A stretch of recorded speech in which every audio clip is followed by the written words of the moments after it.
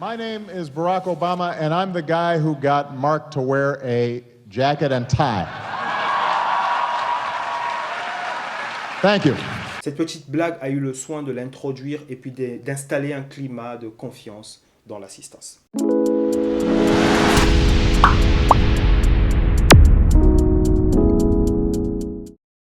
Bonjour, je suis Jo-Christy Paris, maître de cérémonie, wedding planner et passionné de prise de parole en public.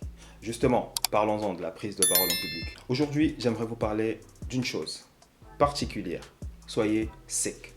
S-E-C. Vous allez me dire, mais de quoi il parle? De quoi s'agit-il? Soyez sec.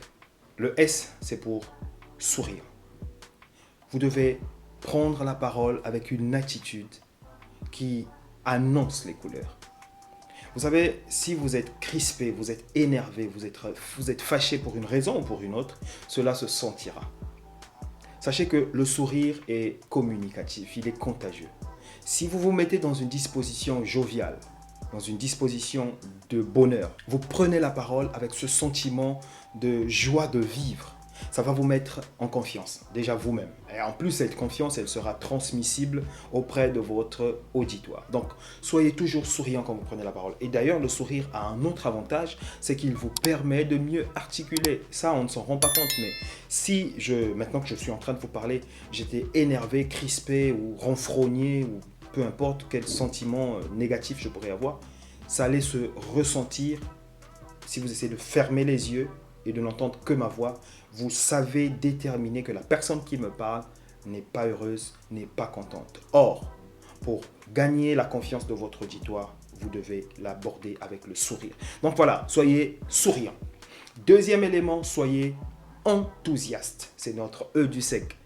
Vous devez être enthousiaste. Et pareil pour le sourire, l'enthousiasme est aussi contagieux. Tenez par exemple cette vidéo de Barack Obama. C'était pendant les campagnes présidentielles, lors de son dernier mandat.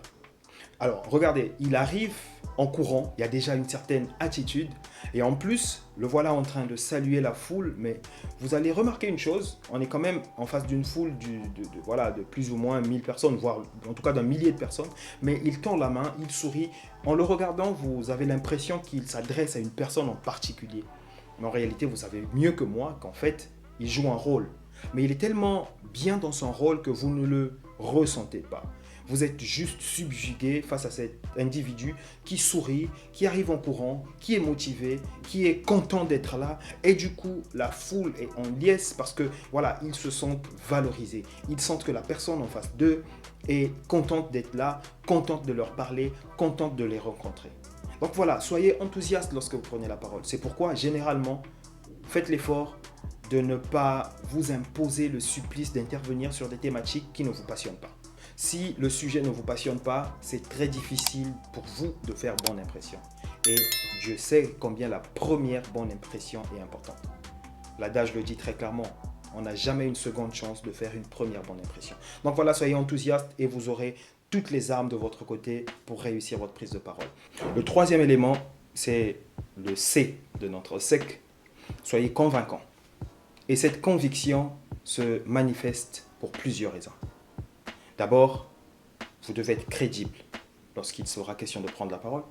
Mais surtout, vous devez avoir un certain charisme. Et ce charisme, ça se travaille. Et donc, je vous laisse suivre cette petite vidéo, encore une fois, de Barack Obama. Il est invité chez Facebook par Mark Zuckerberg. Donc, quand il arrive, il ne s'occupe même pas de son interlocuteur principal, celui que je viens de citer. Mais il commence par faire quelques poignées de main dans l'assistance. Il fait le tour. Et ensuite, quand il arrive, il salue quelques personnes.